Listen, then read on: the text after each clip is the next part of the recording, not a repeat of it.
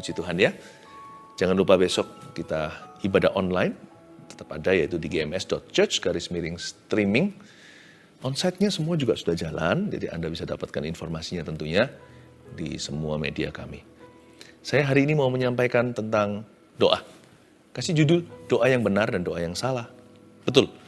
Judulnya itu, tulis doa yang benar dan doa yang salah. Matius 6. Kita buka Matius 6, ayat yang ke-5 sampai ayat yang ke-13. Di Alkitab kita judulnya hal berdoa. Salah satu permintaan murid-murid yang paling mulia adalah Tuhan ajari kami berdoa. Murid-murid juga pernah minta yang ngawur sih. Contohnya Yohanes Yakobus minta supaya mereka bisa memerintah bersama-sama dengan Yesus nanti suatu hari di kerajaan kemudian di sebelah kiri dan sebelah kanan. Tapi permintaan mereka yang paling bagus itu adalah Tuhan ajari kami to pray. Ajari kami bagaimana berdoa. Karena doa itu sarana. Doa adalah tempat di mana sorga dan dunia atau sorga dan bumi ketemu. Bayangkan itu. Doa adalah satu-satunya HP kita ke sorga. Dan itu dihantar dengan tombol send namanya dalam nama Yesus Kristus. Lalu kita mengucapkan amin setelahnya. Setiap kali kita menutup doa, sesuatu sudah terkirim ke sana. Apapun yang naik ke atas pasti akan turun ke bawah. Apapun yang dikirim dalam doa di dalam nama Yesus Tuhan, pasti akan kembali. Tidak mungkin firman itu kembali sia-sia. Kalau doa itu begitu pentingnya, bukankah kita seharusnya belajar bagaimana berdoa? Tapi jangan belajar bagaimana berdoa dari orang dunia. Orang dunia itu nggak tahu apa-apa tentang Tuhan. They don't know anything about God. Kita juga nggak tahu apa-apa tentang Tuhan jikalau bukan karena firman. Karena itu kita harus kembali ke firman. Kita harus belajar dari Tuhan Yesus sendiri. Bagaimana anak Allah, anak manusia, juru selamat kita Mesias, bagaimana dia berdoa. He was a man of prayer in his flesh. Di dalam dagingnya sebagai manusia, Yesus adalah manusia berdoa. Getsemani adalah saksi. Dan Yesus mengajari kepada kita gimana caranya berdoa. Tapi sebelum kita pelajari doa yang benar, kita harus pelajari juga doa yang salah itu gimana supaya kita hindari. Jadi kita bisa membedakan yang mana yang benar, yang mana yang salah. Nah, kita akan belajar dua-duanya di saat teduh kali ini ya. Ayat yang ke-5, dan apabila kamu, saya baca dulu aja semua ya, 5-13. Dan apabila kamu berdoa, janganlah berdoa seperti orang munafik. Mereka suka mengucapkan doanya dengan berdiri dalam rumah-rumah ibadat dan pada tikungan-tikungan jalan raya, supaya mereka dilihat orang. Aku berkata kepadamu, sesungguhnya mereka sudah mendapat upahnya. Tetapi jika engkau berdoa, masuklah ke dalam kamarmu, tutuplah pintu dan berdoalah kepada Bapamu yang ada di tempat tersembunyi. Maka Bapamu yang melihat yang tersembunyi itu akan membalasnya kepadamu. Lagi pula dalam doamu itu janganlah kamu bertele-tele.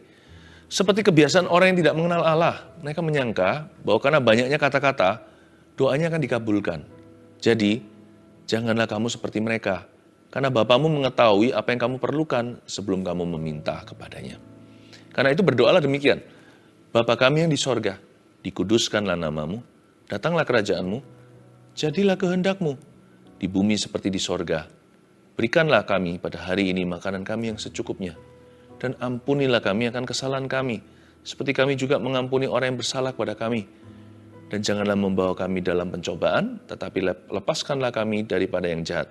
Karena engkaulah yang mempunyai kerajaan dan kuasa dan kemuliaan sampai selama-lamanya. Mari sama-sama katakan, amin. Ini doa Bapa kami ya, mesti dihafal kalau kita sudah jadi orang Kristen sekian lama. Bukan berarti doa adalah hafalan, tapi doa Bapa kami itu minimal. UMR doa itu doa Bapa kami, kita harus pelajari. Ya, nanti tolong sering-sering dibaca, dihafalkan, lalu dicetuskan dalam doa. Tapi sekarang saya kasih maknanya supaya jangan sampai doa itu jadi hafalan. Doa harus jadi pengenalan. Nah, kita lihat dulu ayat 5. Dan apabila kamu berdoa, janganlah berdoa seperti orang munafik. Hah? Berarti ada doa yang salah dong. Saya kira doa itu selalu akan diterima oleh Yang Maha Kuasa. Nggak tentu, kadang-kadang malah justru doa orang tertentu itu menyinggung perasaan Tuhan. Mendingan nggak berdoa ya kan? Nggak juga sih, mendingan doa yang benar. Nggak doa juga kita nggak akan melihat tangan Tuhan bekerja. Tapi doa yang salah juga bukan solusinya. Berdoa seperti orang munafik. Tuhan menegur dengan keras, kalau doa jangan seperti mereka ya. Seperti siapa? Nah, kita akan pelajari.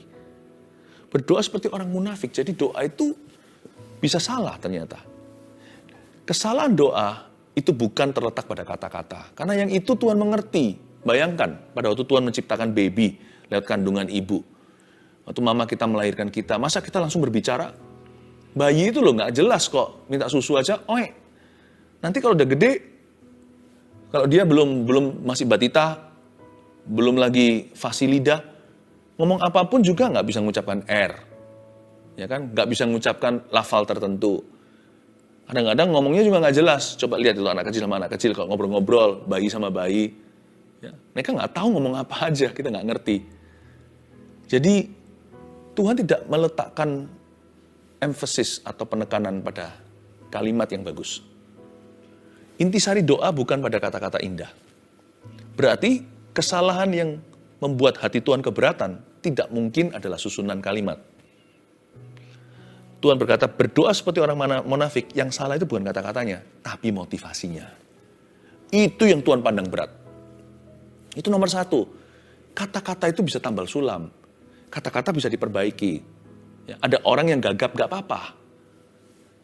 Tapi munafik itu bicara soal motivasinya. Motivasi tidak boleh salah sama sekali. Kalau kita doa harus murni. Harus dibubuhi terakhir sebelum dalam nama Yesus, sincerely. Kayak kita tulis surat gitu loh. Dengan tulus hati, koma, lalu Anda tulis nama. Harus sincere sama Tuhan.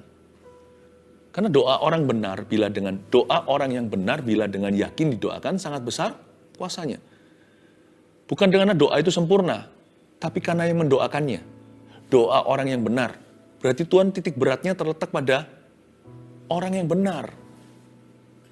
Bukan bagaimana fasilidanya. Doa orang yang benar bila dengan yakin didoakan. Memang perlu kita yakin mendoakannya. Harus ada iman. Tetapi kekuatan doa sendiri bukan terletak pada metodenya. Doa orang yang benar itu orangnya. Kita mesti benar. Hati kita mesti murni. Harus sincerely, harus tulus hati. Kalau kita naikkan doa itu, Tuhan bukan pandang doanya. Tuhan pertama-tama pandang pendoanya. Karena itu Tuhan berkata, jangan berdoa seperti mereka, seperti orang munafik. Tuhan gak keberatan sama doa mereka, karena doa mereka mungkin benar. Orangnya yang salah. Makanya doa orang yang salah, ya, jika didoakan dengan cara yang benar, sangat munafik rasanya. Saya ulang ya, saya ajak kita sedikit merenungkan. Doa orang yang benar bila dengan yakin didoakan sangat besar kuasanya. Kita tahu itu ayat firman Tuhan. Nah sekarang kalau doa orang yang salah, bila dengan benar didoakan, sangat munafik rasanya. Metodenya betul. Kalimat-kalimatnya indah. Kata-katanya puisi sekali. Tapi hatinya salah motivasi. Tuhan anggap munafik. Jangan berdoa seperti orang munafik. Tapi bagaimana dengan kita? Jikalau kita sudah benar orangnya, tapi nggak tahu cara berdoa, ya minta sama Tuhan. Ajari kami untuk berdoa seperti murid-murid. Suatu hari meminta supaya Tuhan mengajari mereka. Doa orang yang benar, bila dengan salah didoakan, mungkin kita kurang mengerti, kurang paham gimana sih caranya berdoa. Pastor Philip tolong ajari. Ayo kita belajar dari Tuhan Yesus. Tanya sama Tuhan. Guru, ajari kami berdoa. Doa orang yang benar bila dengan salah didoakan, Tuhan tidak marah. Tuhan akan mengajarinya. Makanya ada saat teduh hari ini. Untuk mengajari orang-orang benar seperti Anda. Supaya tidak salah berdoa. Amin. Mereka suka mengucapkan doanya dengan berdiri dalam rumah-rumah ibadat. Ini yang disebut munafik. Mereka suka berdoa dengan berdiri dalam rumah-rumah ibadat. Ini bukan berarti Tuhan menentang public prayer atau doa di depan umum. Penting, hal itu perlu. Tetapi sekalipun demikian, motivasi kita yang berdoa di hadapan manusia harus dijaga tetap murni di hadapan Tuhan. Makanya setiap kali saya adakan saat teduh seperti ini, karena kami di depan kamera istilahnya, selalu saya doakan, mungkin Anda sudah memperhatikan, sembunyikan kami di balik salib Tuhan. Sekalipun saya waktu berdoa begini, dan ini termasuk pengajaran. Tapi motivasi saya itu harus tetap berdoa hanyalah kepada Tuhan. Bolehlah kami menginspirasi Anda. Tapi tujuan utama dari saat teduh ini bukan untuk menginspirasimu. Saat teduh ini extension atau hanyalah kepanjangan tangan dari saat teduh pribadiku. Saya saat teduh bukan Rabu Sabtu, saya saat teduh setiap pagi, setiap malam bahkan. Saya saat teduh setiap hari. Lalu ada request, ada permintaan. Lalu ada panggilan dari Tuhan untuk saya mengajarkan kepada murid-murid Kristus bagaimana berdoa. Seperti Yesus ajarkan doa Bapa kami kepada murid-muridnya.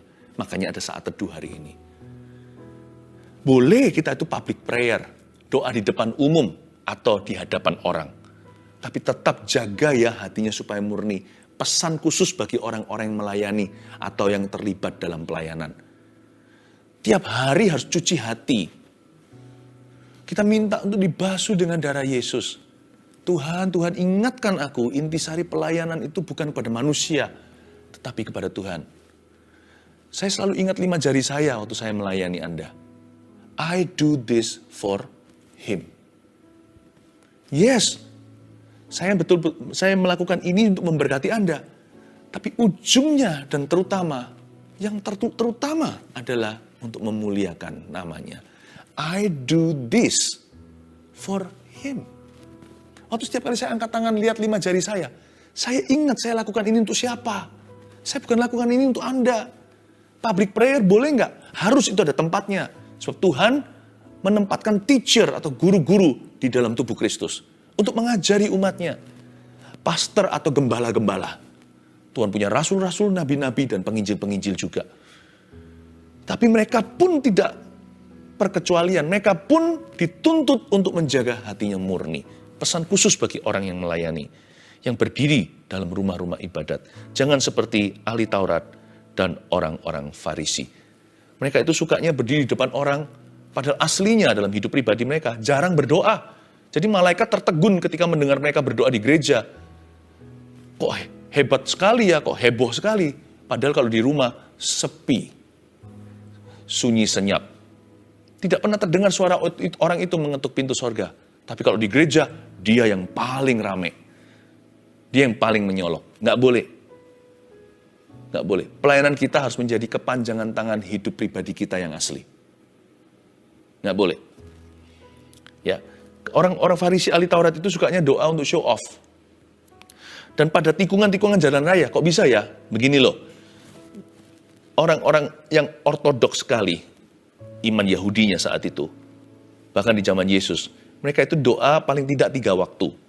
Yaitu jam 9 pagi, jam 12, dan jam 3 sore.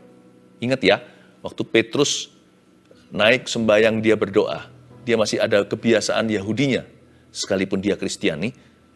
Waktu itu kan turun karpet dari atas, sembelilah dan makan, lalu dari situ Tuhan tuntun dia ke Cornelius. Itu kan pukul itu. Suatu hari dia berdoa, lalu setelah itu dia keluar jalan ke gerbang indah.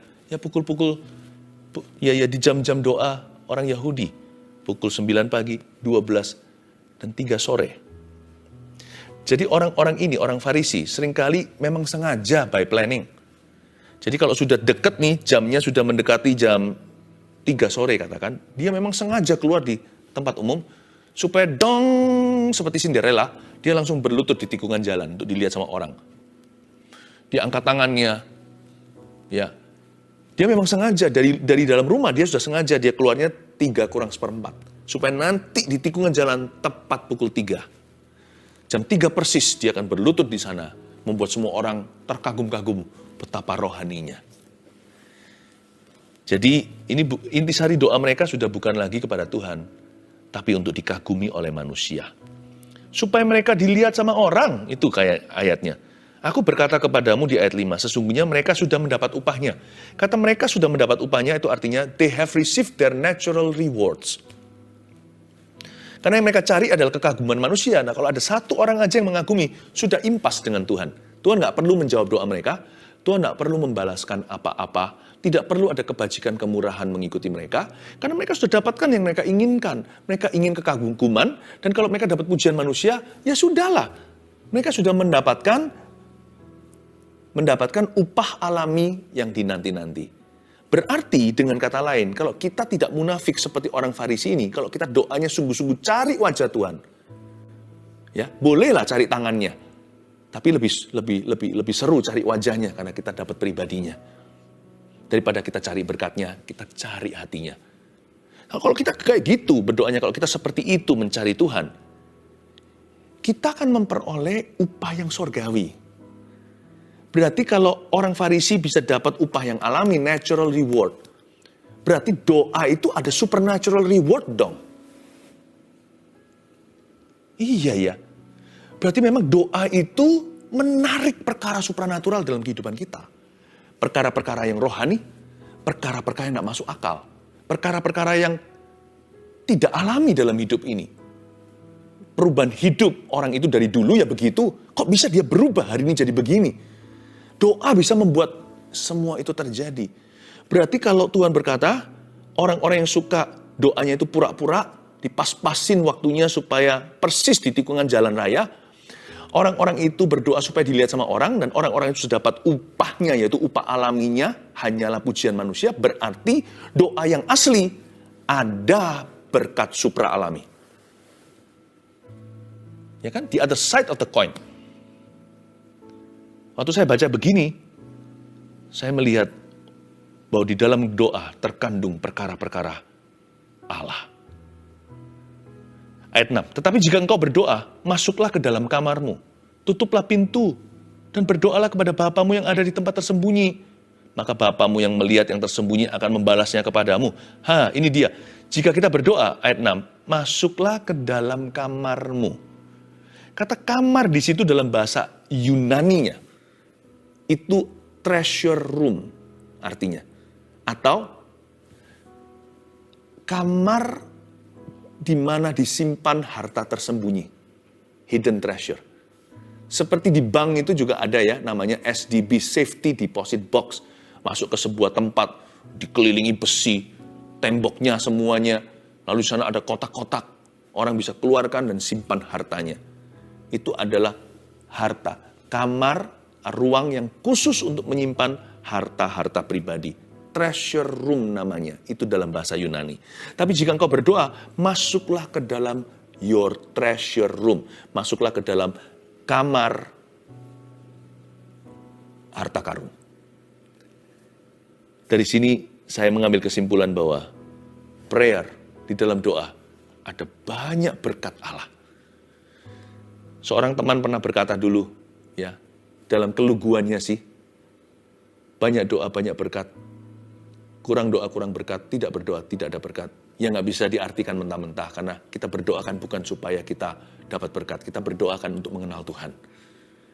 Tapi ada betulnya juga, karena di kitab Yakobus sudah dikatakan, kamu nggak dapat apa-apa karena kamu nggak berdoa, atau kamu berdoa juga, tapi kamu nggak dapat sesuatu, karena yang kamu doakan hendak kamu habiskan untuk memuaskan hawa nafsu.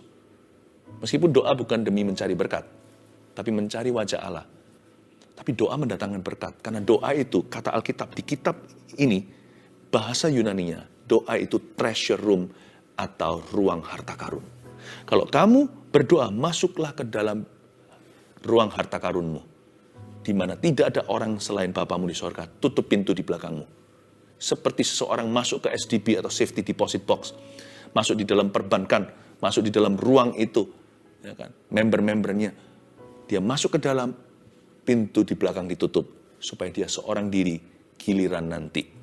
Setelah dia, baru orang lain boleh masuk kemudian. Doa itu kayak gitu. Waktu masuk, jangan masuk keluar. Ya kan banyak orang kan nggak konsentrasi kalau doa. Masuk, keluar lagi, ntar ngambil apa.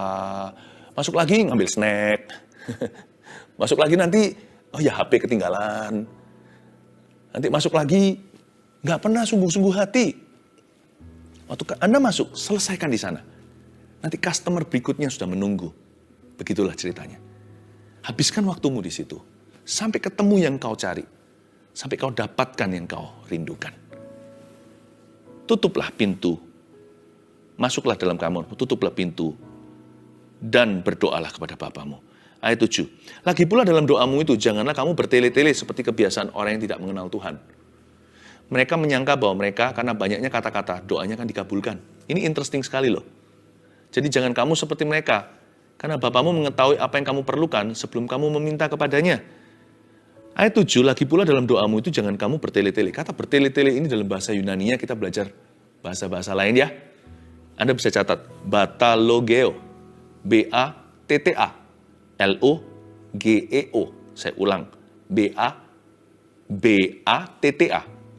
L-O-G-E-O.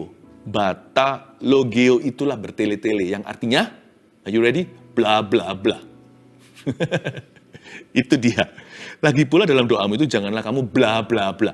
Kelihatannya dari sisi sini kalimatnya indah, tapi karena munafik motivasinya, karena dia berdoa adalah untuk dilihat orang, dan dia nggak percaya kuasa doa itu.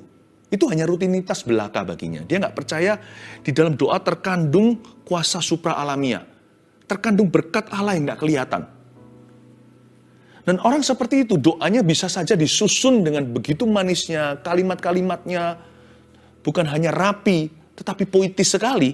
Tapi di sisi sana Tuhan yang mendengarkan, karena Tuhan itu melihat hati, bukan hanya pay attention atau memperhatikan doanya, tapi Tuhan memperhatikan dulu pendoanya. Di sebelah situ kedengarannya adalah bla bla bla. Tapi kita yang merasa doa kita di sebelah sini itu bla bla bla kedengarannya, padahal kita udah berusaha, bahkan mencucurkan air mata. Kita ini loh gagap ceritanya. Mulut kita itu kok nggak bisa fasih ya lidahnya. Saya ngomong apapun kedengarannya kayak bla bla bla sampai saya itu meragukan apakah Tuhan mengerti maksud hatiku. Tapi asal kau tulus dengan segenap hati dan dengan motivasi yang setulus-tulusnya dan rendah hati mencari. Di sebelah situ dengarnya bukan batalogeo. Di sebelah situ Allah mengerti maksud hatimu. Dan Allah berkenan menerima persembahan doamu. Seperti wangi-wangian di sore hari. Seperti persembahan Habil. Atau bahkan darahnya yang berseru dari tanah. Kedengarannya seperti bla bla bla di sebelah sini. Di sebelah sana adalah doa yang fasih lidah. Apa perbedaannya? Apa yang membuat perbedaannya? Perbedaannya adalah hati. Allah melihat hatimu. Itulah sebabnya jangan pernah kita menghakimi orang yang berdoa. Nah, kita berkata orang itu nggak bisa doa. Mungkin di mata Tuhan, kita yang merasa bisa berdoa ini, kita yang nggak bisa berdoa. Jangan-jangan anak kecil itu, yang ngomongnya masih belepotan, doanya didengar sama Tuhan. Sebab ada malaikat yang memandang wajah Bapa. Kita yang pinter sekali membuat orang lain impress. Ya, kita ini yang pandai untuk impress orang lain. Itu justru di mata Tuhan. Bisa-bisa loh ya, persembahan kita itu busuk aromanya. Jangan menghakimi dan menilai doa orang lain. Nilailah doamu sendiri. Jagalah hatimu dengan segala waspada. Segala sesuatu mengalir keluar dari sana. Dan juga jangan menghakimi orang yang berbahasa lidah. Mungkin kedengaran di telinga Anda adalah bla bla bla di tengah sebelah sana. Tuhan mengerti maksudnya. Kalau orang itu sungguh-sungguh dituntun oleh Roh Kudus. Kalau orang itu bukan berdoa kepada manusia. Mungkin orang itu otaknya sendiri nggak ngerti apa yang dia ucapkan. Tapi di sisi sana, coba kalau Anda dan saya mendengarkan orang berbicara di bahasa lain, contohnya bahasa Jepang, bahasa Arab, bahasa Tionghoa, banyak orang suka meniru-nirukan kan, sebagai lelucon. Yang bisa bicara bahasa itu, waktu lelucon waktu mereka membuat lelucon tentang itu, kita yang mengerti bisa berkata, enggak kok bahasanya sama sekali enggak seperti itu. Yang membuat lelucon karena enggak bisa mengucapkannya. Dia enggak menguasai bahasa itu, enggak ngerti sama sekali bahkan. Dia cuma bisa tiru-tiru tonasinya. Kita yang mengerti, tahu vocabulary, enggak tuh, apa samanya? Enggak ada samanya. Enggak ada samanya. Karena bagi orang yang tidak mengerti, itu semua seperti lelucon dan bla bla bla. Roh Kudus ngerti bahasa lidah. Dialah lidah Pentakosta. Kita yang nggak ngerti, kita kira itu apa.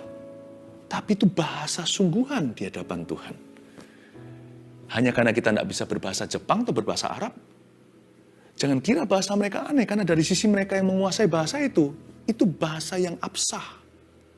Karena Tuhan mengerti hati kita ketika kita berdoa dengan keluhan tak terucapkan. Roh Kudus membantu kita dalam kelemahan kita ketika kita tidak tahu bagaimana harus berdoa. Dia memberikan bahasa yang baru bagi kita. Betapa indahnya. Itulah sebabnya jangan nilai doa orang lain. Nilai doamu sendiri. Cari Tuhan dengan segenap hati. Saya akan berikan kepada Anda 5 unsur-unsur yang ditemukan dalam doa yang benar. Doa yang di sebelah situ kedengarannya bukan bla bla bla. Ya, harus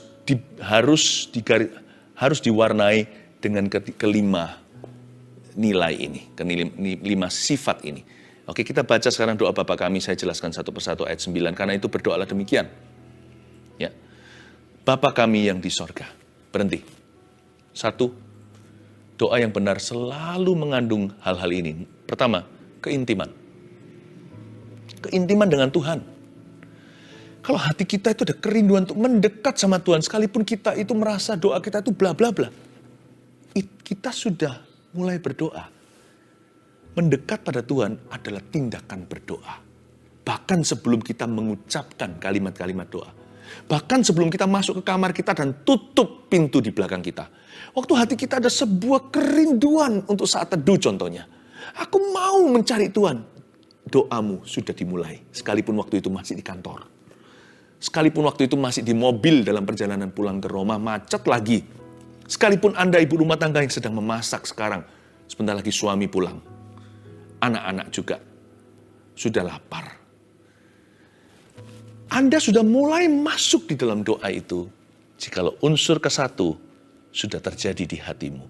Bapa kami yang di sorga, keintiman dengan Allah. Lalu dikuduskanlah namamu. Stop di situ. Yang nomor 2, kekaguman. Makanya worship itu termasuk doa. Orang yang berdoa pasti berakhir memuji. Nggak mungkin nggak. Kalau kita berdoa sama Tuhan, kan ketemu sama Tuhan, pasti hati kita semakin kagum akan Dia. Dan orang yang memuji dan menyembah, pasti berakhir berdoa. Nggak bisa. Orang yang kagum sama Tuhan, ngefans sama Tuhan ceritanya, lebih dari fans. Sungguh-sungguh jadi muridnya, pasti ujungnya mau ngobrol sama Tuhannya. Pasti berbincang hati ke hati. Dikuduskanlah namamu adalah suatu ekspresi kekaguman. Holy, holy, holy. Makanya kalau kita doa, bukan sekedar doa, buka mulut lalu kita minta. Doa saya selalu dimulai dengan penyembahan seperti saat teduh ini. We worship, kita worship dulu. Karena worship, menyembah Tuhan itu termasuk doa. Bapa kami yang di sorga, setelah keintiman. Dikuduskanlah namamu. Hallowed be thy name. Holy, holy, holy are you Lord. Wow, kayak nyanyi gitu. Berikutnya, datanglah kerajaanmu. Jadilah kehendakmu di bumi seperti di sorga. Nomor 3, penundukan. Submission to His will. Jangan lupakan, ini unsur doa yang sangat krusial atau penting sekali. Doa itu bukan doa kalau kita nggak tunduk sama kehendak Allah. Banyak orang kira itu doa. Padahal itu cuma ngamuk-ngamuk sama sorga. Cuma tuding-tuding dan kepalkan tangan ke atas dan berkata, aku protes kenapa. Itu bukan doa. Hanya karena kita berbicara kepada Allah, itu tidak termasuk doa. Bisa aja orang berbicara kepada Allah untuk menuntutnya. Bisa saja orang berbicara kepada Allah untuk mengejek atau menghinanya. Bisa saja orang berbicara kepada Allah untuk menantangnya. Tapi yang disebut doa itu adalah orang berbicara kepada Allah dengan hati yang menundukkan diri kepadanya. Datanglah kerajaanmu. Jadilah kehendakmu di bumi seperti di sorga. Submission to His will. Itu doa. Sekarang jadi ngerti ya. Oh, makanya selama ini doa menjauhkan aku dari Tuhan. Semakin doa semakin keras hatiku. Semakin doa rasanya Tuhan semakin jauh. Kayaknya doaku tuh melukai Tuhan daripada menyenangkan Dia. Kayaknya doa saya itu malah memisahkan saya dari Tuhan. Karena selama saya doa, ternyata saya marah-marah sama Tuhan. Nggak seperti ini. Datanglah kerajaanmu, penundukan diri. Jadilah kehendakmu di hidupku seperti yang kau mau di bumi seperti di sorga. Your prayer doesn't offend God. Doa yang ofensif terhadap Tuhan itu bukan doa. Tapi doa yang submisif, itulah doa pada Tuhan Yesus. Lalu, ayat 11, berikanlah kami pada hari ini makanan kami yang secukupnya. Dan ampunilah kami akan kesalahan kami, seperti kami juga mengampuni orang yang bersalah kepada kami. Ini minta dua hal nih di ayat 11-12. Minta makan. Tapi bukan hanya minta, dia berkata, berikan pada kami hari ini makanan yang secukupnya. Lalu minta pengampunan dosa. Ampuni kami ya Tuhan, seperti kami mengampuni orang yang bersalah kepada kami. Yang keempat, ini yang disebut unsur, ini salah satu dari unsur doa. Selalu harus ada ini, yaitu keyakinan. Ada faith and dependence, ada ketergantungan dengan Tuhannya. Tuhan, kasih aku makan. Ini bukan orang pengangguran. Doa Bapak kami adalah untuk orang yang bekerja pula. Dia tahu rezekinya dari siapa. Dia berkata, Tuhan, sekalipun tanganku berusaha, my soul depends on you. Dalam hati, aku bergantung kepadamu. Berikan padaku makananku hari ini. Dan ampuni kesalahanku ya Tuhan. Ada sebuah keyakinan, ada faith, ada iman, ada reliance atau ada sifat yang bergantung pada Allah. Yang terakhir, dan janganlah membawa kami ke dalam pencobaan, tetapi lepaskanlah kami daripada yang jahat. Karena Engkau yang punya kerajaan dan kuasa dan kemuliaan sampai selama-lamanya. Amin. Jangan bawa kami dalam pencobaan. Aku tidak mau masuk dalam pencobaan. Lepaskan aku dari yang jahat, supaya aku tidak berbuat jahat. Yang terakhir, ketaatan. Setiap doa, sebelum diakhiri amin, dia harus dibubui tanda seru ketaatan. Doa yang tidak berakhir ketaatan adalah doa yang gagal. Doa itu jalan masuknya. Jalan keluar doa adalah taat pada Tuhan. Prayer is always punctuated. Selalu dibubui titik akhirnya. Dengan hati yang mau taat dan berserah. Dia berkata, Tuhan aku mau taat padamu. Jangan bawa aku dalam pencobaan. Aku tidak nafsu. Aku tidak mau itu. Aku mau kehendak-Mu. Bukankah aku sudah tunduk tadi? Sekarang waktunya aku melangkah dengan iman. Aku mau taat kepada Tuhan. Lepaskan aku daripada yang jahat Tuhan. Aku mau mengikut-Mu.